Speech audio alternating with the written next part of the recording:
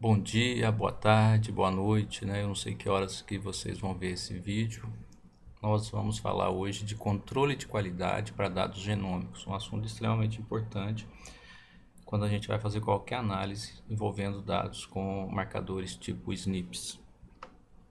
Pois bem, qual que é o objetivo principal então quando a gente faz controle de qualidade de genótipos, né? A gente sabe que no melhoramento animal e estudos de diversidade também, a gente sempre fez controle de qualidade para fenótipos e pedigrees, né? E agora, com a inclusão dos genótipos nas análises, a gente tem também fazer o controle de qualidade em nível de genótipos, né? O objetivo então é evitar que a qualidade dos dados venha a influenciar no resultado final da nossa análise, né? Em análise de dados existe aquela máxima que entra lixo, sai lixo. Então, se o nosso conjunto de dados não for de boa qualidade, a gente não vai ter bons resultados. No passado, né, se vocês forem na literatura, vão ver vários trabalhos que avaliaram o impacto de incluir dados com erros de pedigree nas análises, nas avaliações genéticas, né, o impacto de erros de fenótipos, né, e agora já se tem também avaliações de erros de genótipos, né. Se os nossos genótipos não forem confiáveis, não estiverem corretos, a gente vai fazer inferências equivocadas também, tá? Então aqui a gente tem exemplo de alguns trabalhos que avaliaram esse controle de qualidade para dados de genótipos, né? Principalmente para estudos de associação, mas esse controle de qualidade, né, também ele tem que ser feito para estudos de diversidade, de estrutura genética populacional, de avaliação de níveis de endogamias. E podem existir particularidades para cada um desse tipo de trabalho que a gente vai fazer. Então, o controle de qualidade visa avaliar a qualidade da genotipagem, né? Principalmente a gente pode ter questões relacionadas à base de dados genotipados e à sequência referência, né? A gente sabe que para fazer uma genotipagem com SNPs a gente tem que ter um genoma de referência e muitas vezes, né, até mesmo dentro da mesma espécie, a gente pode ter linhagens, ecótipos, grupos genéticos específicos que aquele genoma de referência não proporciona uma genotipagem de boa qualidade, né? Até bem pouco tempo atrás, os chips para genotipagem, por exemplo, de zebuínos e taurinos era o mesmo. Hoje já se tem chips específicos para zebuínos, chips específicos para taurinos, né? Imagine que a gente está estudando aí grupos genéticos de galinhas. Será que o mesmo chip, o mesmo genoma de referência do frango de corte comercial, ele vai ser para uma galinha localmente adaptada do Brasil ou da África, né? Então essa base de dados aqui, né, usado como sequência referência é importante nesse controle de qualidade. Qualidade do material biológico, né, contaminações, erros de anotações quando se coleta esse material biológico, qualquer que seja ele, erros na extração de DNA, na anotação dessas amostras pós-extração também podem influenciar. A variabilidade genética da população genotipada, né? A gente sempre tem que escolher dentro da população amostras, né, indivíduos que representem bem essa população, senão também a gente vai ter uma genotipagem que não é representativa daquela população. Obviamente a idoneidade da empresa que presta o serviço e N outros fatores aí que podem influenciar nesse controle de qualidade. Então, qual que é o objetivo da análise, né, de controle de qualidade? A gente... desculpe. Por que fazer o controle de qualidade, né? Depende os parâmetros que você vai usar nessa análise de controle de qualidade, então, depende do tipo de análise que você vai usar aqueles conjuntos de dados, né? Então a gente pode estar fazendo cálculo de desequilíbrio de ligação, que é bem comum. A gente pode ter um estudo de diversidade, estrutura genética populacional, assinaturas de seleção. A gente pode ter os estudos de associação, que é o GWAS. Podemos ter estudos, né, para fazer a predição genômica, fazendo a predição para ser utilizados em seleção genômica, imputação, corridas de homozigose, né? Então, como eu falei, cada tipo de análise que você vai fazer pode ter um controle de qualidade específico do seu conjunto de dados. Existem alguns bem comuns que são feitos em quase todas as estratégias de análise. Então, como eu falei, pessoal, a gente sempre fez o controle de qualidade, né? A gente chama, dentro do melhoramento tradicional, a gente chama de edição de dados, né? Em nível de pedigree e em nível de fenótipo. Então, agora, como a gente passou a usar os genótipos, o que a gente fez? Tem que fazer o controle de qualidade em nível de genótipos também, tá? É isso que a gente vai discutir. Lógico que para fazer um estudo de associação, que a gente utilize pedigree, fenótipo, genótipo, a gente tem que fazer o controle de qualidade em todos esses níveis aqui, né? Isso aqui é muito discutido também, né? Controle de qualidade, essa edição de dados. Se discute a questão de penalização, né? De determinados animais, quando se pesa muito a mão na edição de dados aqui em nível de fenótipos, né? Então é uma discussão grande. E temos tido toda essa discussão também agora com os dados em nível de genótipos. Então, olha bem, a gente pode fazer o nosso controle de qualidade em nível de amostra. Então, aqui ó, é como se tivesse as nossas amostras, né? Indivíduo 10, 12 e tal. Então, aqui a gente tem uma coluna que seria o ID dos animais, tá? Então, a gente pode fazer o controle de qualidade nesse nível aqui, definir, por exemplo, que a gente vai eliminar uma dessas amostras, né? Ou a gente pode fazer o controle de qualidade em nível dos SNPs, né? SNP 1, SNP 2, SNP 3, né? Lógico que a gente, geralmente esses conjuntos de dados genômicos, né? Vamos imaginar que a gente tem aqui 500 animais, tá? E a gente tem aqui um chip de 700 mil marcadores. Se eu eliminar um marcador desses, né? Por um controle de qualidade em nível de SNP, ou 5 desses, eu não estou perdendo muita coisa. Agora, se eu eliminar uma amostra, um animal, eu estou perdendo aqui, ó, 700 mil marcadores. Então, lógico que é muito mais drástico o controle de qualidade em nível de amostra, né, do animal do que em nível de SNPs. Então, a gente tem que tomar muito cuidado. Imagine que você está trabalhando com uma população sob conservação e você genotipou pouquíssimos animais. É bem comum isso, vocês podem ver na literatura. E aí dali eu ainda vou ter que eliminar alguns animais por questões de controle de qualidade. Isso pode afetar muito o tipo de estudo que a gente está fazendo com aquele conjunto de dados.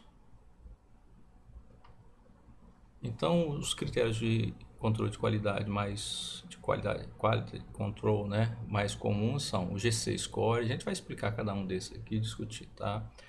Isso aqui é em nível de SNPs. Então, o GC Score, o call rate, a MAF, que é a frequência do alelo menor, né, o alelo de menor frequência. O equilíbrio, também, que mostra erros de genotipagem, o equilíbrio de Haig-Weinberg. Heterozigosidade. A correlação com outros SNPs que a gente avalia em função do LD, né, usando lá o R2. E podem existir outras estratégias aqui também. Em nível de amostra, a gente pode ter a call rate, a heterozigosidade, genótipos idênticos, né, por um erro de anotação ou um erro lá no processo da empresa que está fazendo a genotipagem, erro de anotação de sexo, né, isso tudo dá para perceber no controle de qualidade, né, usando estratégias de calcular algum desses índices ou alguma estratégia gráfica, e a gente, através disso, a gente pode fazer edição diminuindo os problemas nesses genótipos e fazendo análise e inferindo corretamente sobre aquele conjunto de dados, sobre aquela população. Então vamos ver aqui primeiro o controle de qualidade em nível de SNPs, tá? O primeiro então seria o GC Score, né? Ele vem lá isso aqui na verdade é um controle de qualidade que ele já é feito pela empresa, né? Com um limiar mais baixo, E depois, quando esse material chega, você pode aplicar pesar a mão nesse G6 Score aí, né? Então é uma medida que indica a confiança da genotipagem. Ela varia aqui, ó, entre 0 e 1, né? Quanto mais próximo de 1, melhor a qualidade. E ele está ligado à ideia de formação desses agrupamentos, desses clusters aqui que aparecem nesse gráfico. Então apareceram 3 clusters aqui. Então é como se aqui fosse o genótipo codificado para azão Bzão. Aqui o azão Bzinho, por exemplo. Aqui o Bzão, azão Bzão e Bzão Bzão, né? Quanto mais próximo desse cluster, desse grupo, maior o G6 score para aquela amostra, para aquele SNP, né? Percebo que esse 21 aqui, ó, provavelmente é um SNP que vai ter um G6 score baixo e talvez provavelmente vai ser descartado, tá? Quem quiser vai ver mais detalhes desse método, isso é uma coisa mais da empresa, né? Por exemplo, aqui da Illumina, que faz essa análise. Tem material específico e vocês podem dar uma olhadinha, né? Esse Genome Studio é o software que faz essa análise inicial, que gera o conjunto de dados que é enviado, né, para nós pesquisadores ou para a empresa que está fazendo a avaliação genética.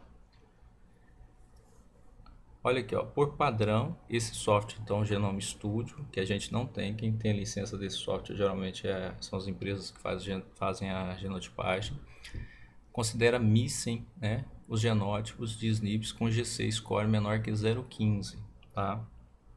Então isso aqui já viria da empresa dessa forma, né? Como eu falei, pode chegar para você e você definiu aqui que você vai eliminar com 50%, né? Como está aqui nesse script, tá vendo? Botou o limiar de 50%. Então você dá mais uma pesada na mão aqui nesse G6 Score depois que você obtém os dados, tá? Aqui a gente já pode começar a falar como os dados vêm da empresa, né? Então vem um arquivo desses para cada animal. Veja que aqui, ó, tem o nome do SNP, tá? O SNP então está na coluna, ó, desculpa, está nas linhas. Aqui vem a identificação do indivíduo, ó, indivíduo 1. Então vem um arquivo desse para o indivíduo 1, para o indivíduo 2, para tantos quantos indivíduos forem genotipados. Aí vem os alelos, A, B, AB.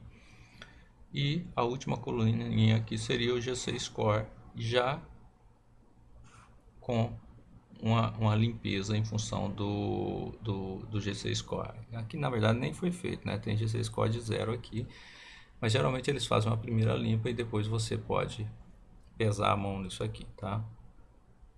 A gente vai usar o R para fazer umas análises nas aulas práticas.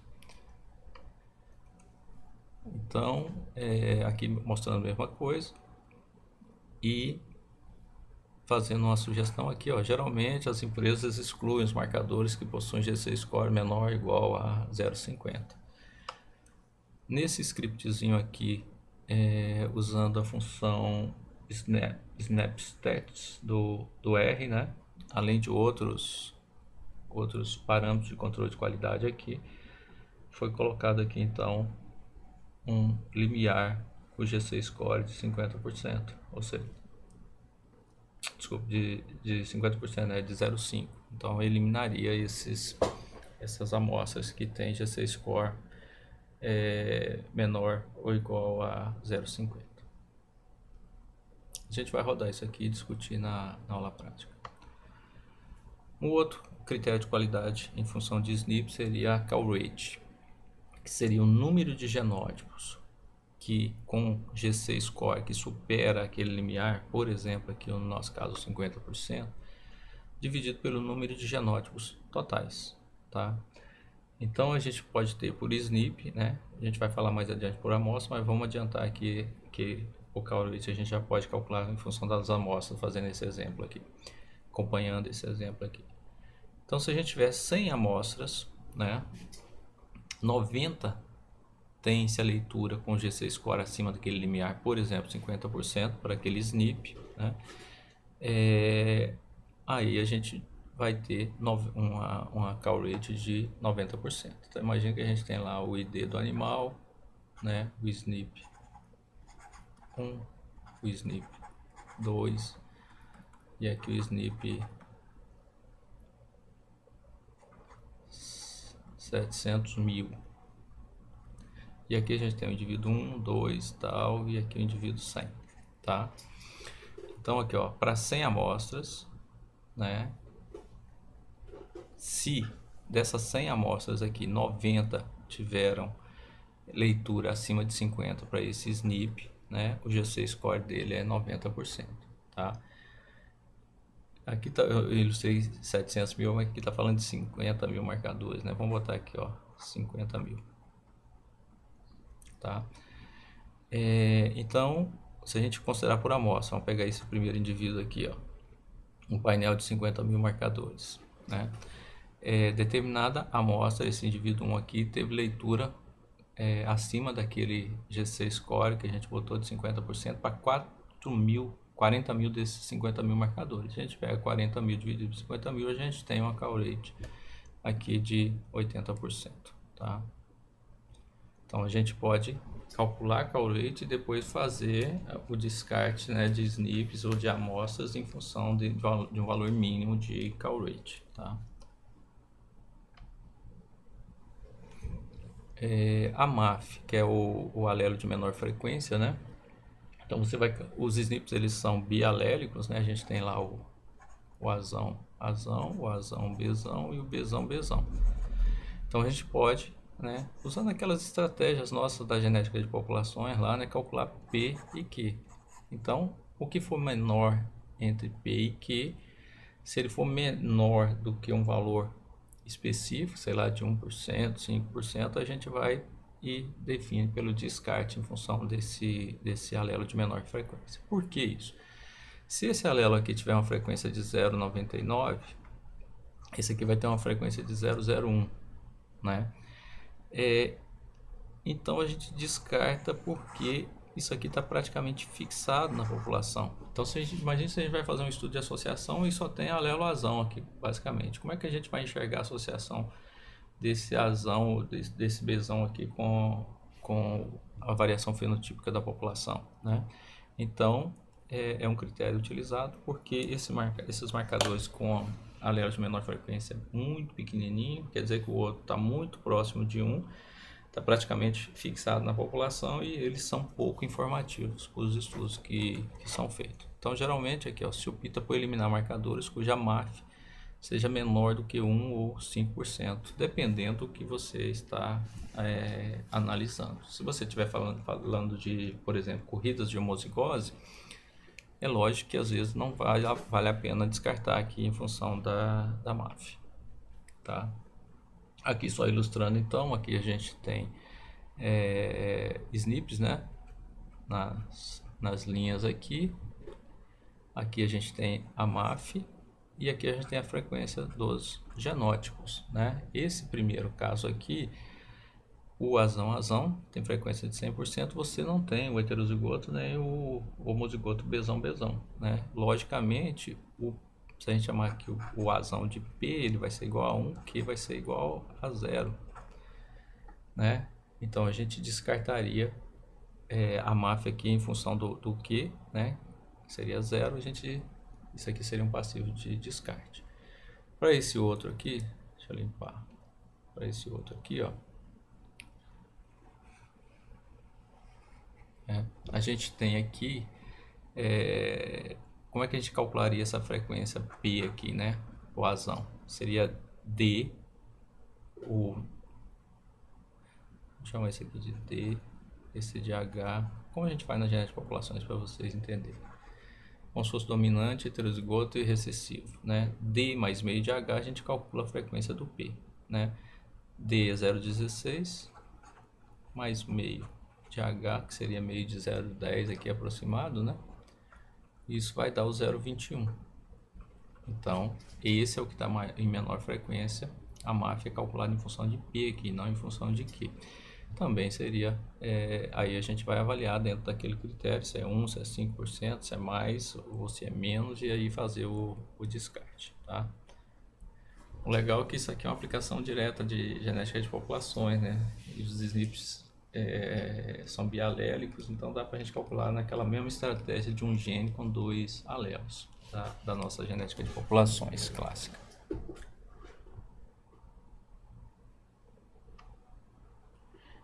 Também posso fazer controle de qualidade em função do LD, né, do desequilíbrio de ligação. E o objetivo aqui é eliminar aqueles SNPs que estejam muito correlacionados, ou seja, quanto maior o LD, quer dizer que esses SNPs estão muito próximos.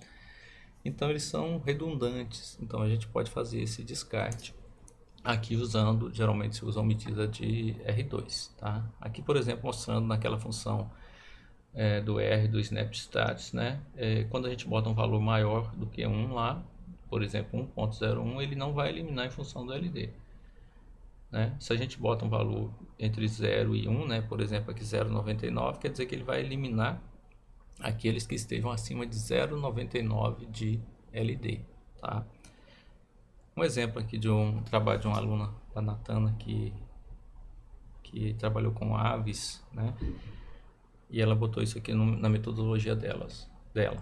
Com o objetivo de eliminar marcadores altamente correlacionados, foi realizado o pruning dos SNPs, ou seja, essa poda dos SNPs, né, de acordo com o desequilíbrio de ligação, utilizando a medida R2, né, proposta aqui por Hill e Robertson em 1968, com limite de 0,90, né?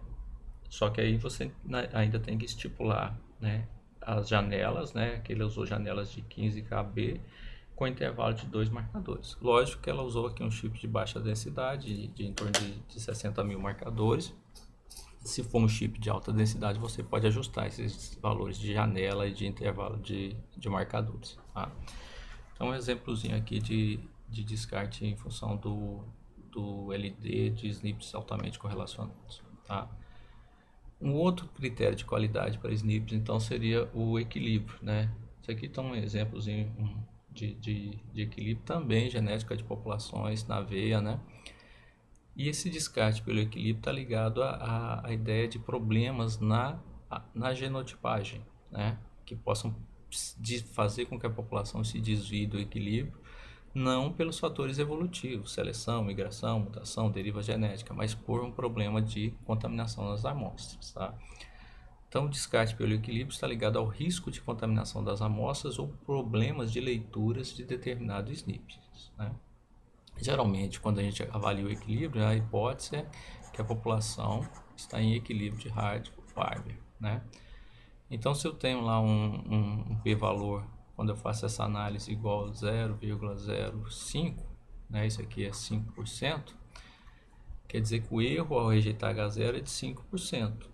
Né? Se eu tiver falar que o erro que eu vou aceitar para rejeitar H0 for 1%, eu não rejeito essa hipótese e concluo que a população está em equilíbrio. Tá? Como as populações que a gente trabalha, muitas vezes elas estão sob seleção, são populações de animais comerciais, então muitas vezes essa população pode, esse conjunto de dados de marcadores pode estar desviando do equilíbrio. Tá? Então quando a gente tem desvio do equilíbrio, podem ser os fatores evolutivos, principalmente nas nossas populações comerciais ou em pequenas populações, mas também podem ser erros de leitura ou contaminação. Como é que a gente contorna isso? Então, no geral, recomenda-se descartar somente aqueles marcadores que desviam muito do equilíbrio. Então, eu exijo que o p-valor seja muito pequenininho, por exemplo, 1 vezes 10 a menos 5 ou a menos 6, tá? Então, só se o erro for menor do que um valor muito pequenininho para me rejeitar a população, falar que ela se desvia do equilíbrio e descartar em função disso aqui, tá? Então, se descarta não é porque está se afastando do equilíbrio, é porque esse afastamento do equilíbrio pode indicar um problema na genotipagem. Então, isso que eu acabei de falar seriam para SNPs, agora a gente vai falar para amostras, né? Então aqui tá mostrando a controle de qualidade por call rate, né? Mostrando que a maior parte das amostras tem call rate alta nesse gráfico aqui, né? Acima aqui de 0,95, mas tem amostras com call rate menor.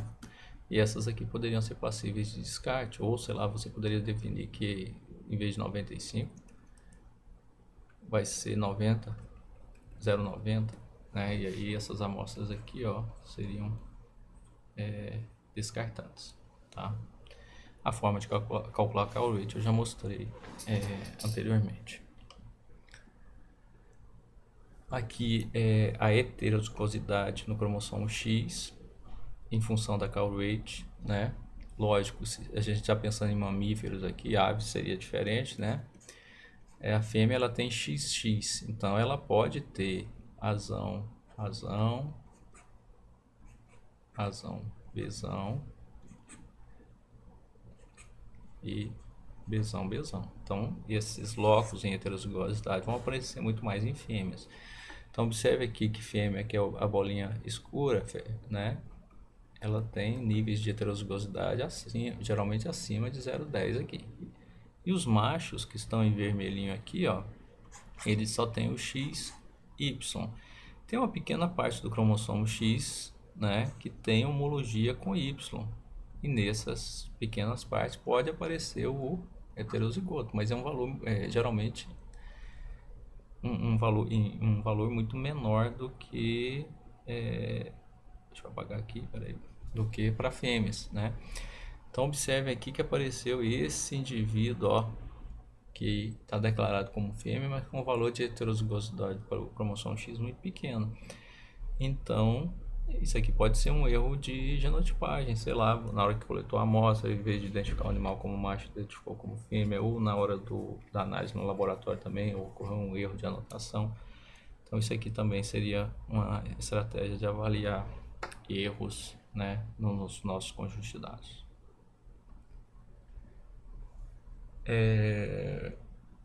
Olha, ilustrando aqui a importância do controle de qualidade. Aqui é um estudo de associação, né? Esse gráfico aqui a gente chama de Manhattan Plot. Então aqui ele tem os cromossomos, né? Cada um de um cromossomo 1, 2, tem o cromossomo 21.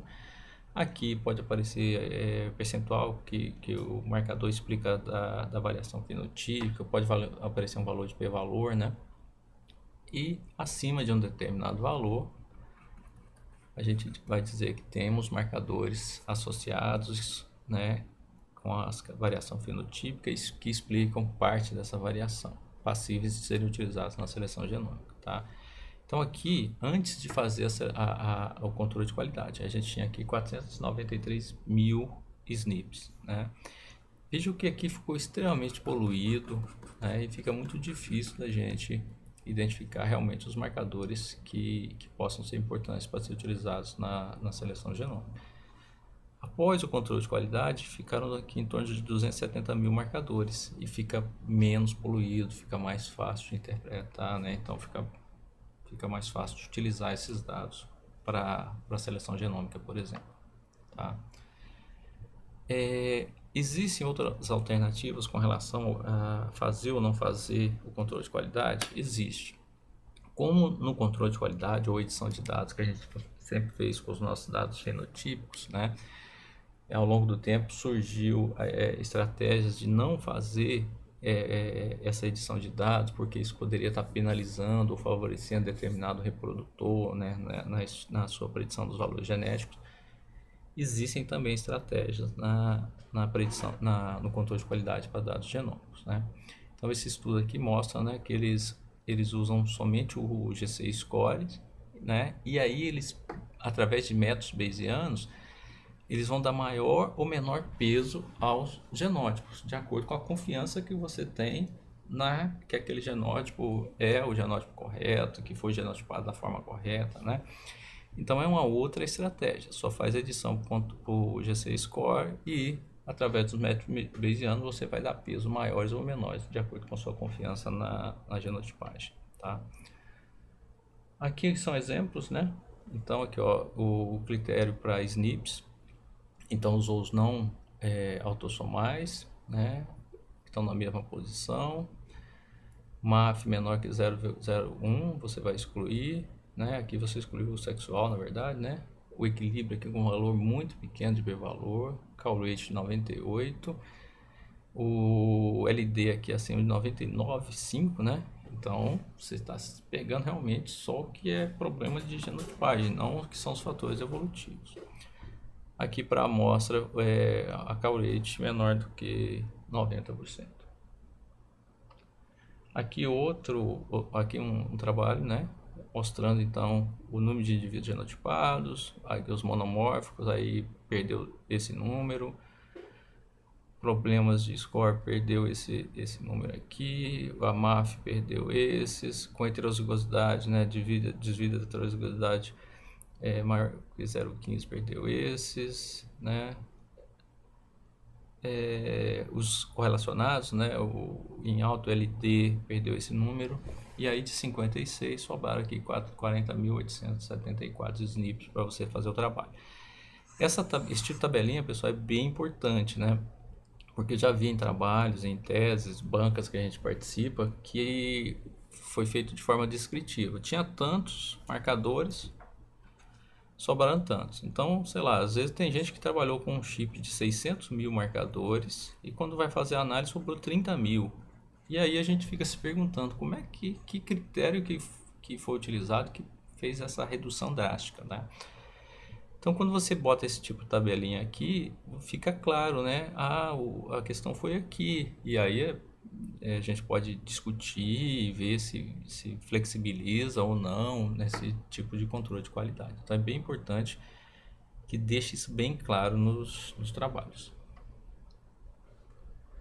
Aqui é um exemplo, né, de um outro artigo que avaliou corridas de homozigose, né? E aqui eles não excluíram por MAF, por alto LD e que desviaram do equilíbrio. Então, esse controle de qualidade depende do tipo de estudo que você está fazendo, tá bom? Então, não existe receita de bolo, a gente tem que avaliar os trabalhos que foram feitos na linha de pesquisa que a gente está usando, faz o controle de qualidade, faz as análises, reavalia, tá? Basicamente isso, e a gente vai fazer uma discussão maior e rodar alguns scripts na aula síncrona.